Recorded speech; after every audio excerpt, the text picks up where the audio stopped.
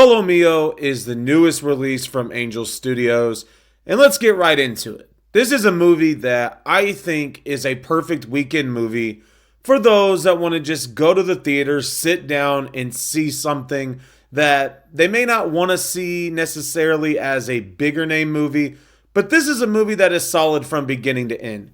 Welcome back to the Movie Review Teacher, and as I mentioned, today we are going to be taking a look at Solo Mio. Starring Kevin James, we have a tale of a man named Matt who is left at the altar with somebody that he loved, and he really doesn't know what to do. So what we really have in this movie is a tale of him going on an adventure on the honeymoon that was planned, hoping to just kind of find peace of the situation. Now, as you sit and watch this movie, you kind of can understand what's about to happen because it is a stereotypical rom-com where you're going to have funny moments, but you're almost waiting for the perfect ending or the happy ending to arrive. Because when you look at the situations and the scenes taking place, you get that. You kind of understand from the aspect of the movie that it wants you to know that something good is going to take place in this film.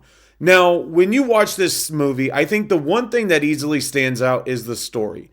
Now, as you listen to the story and watch what is being put on the screen, you have a very easy opportunity to just sit back and relax. Because as the story is being told, it's nothing that is so complex where you're not going to understand it. You're going to understand each situation. You're going to be able to see what Matt is feeling at the time. But you're also going to see the impact of those around him.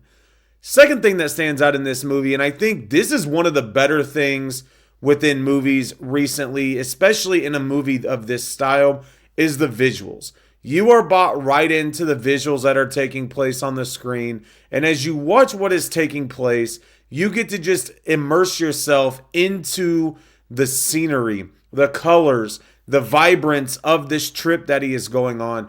And I think for a moviegoer, that is something that you are wanting to go and see. But if you have to look at this movie and say, hey, I think this was wrong or I didn't really like that, I think the only real issue that I had with this movie is it does fall in that category of a stereotypical rom-com.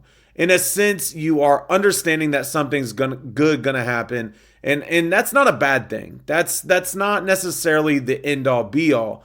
But I think when you're looking at a movie like this, you just have to kind of look at the whole theme that is being put out on the screen and understand that, hey, it could have been done a different way. Maybe they could have went a different direction.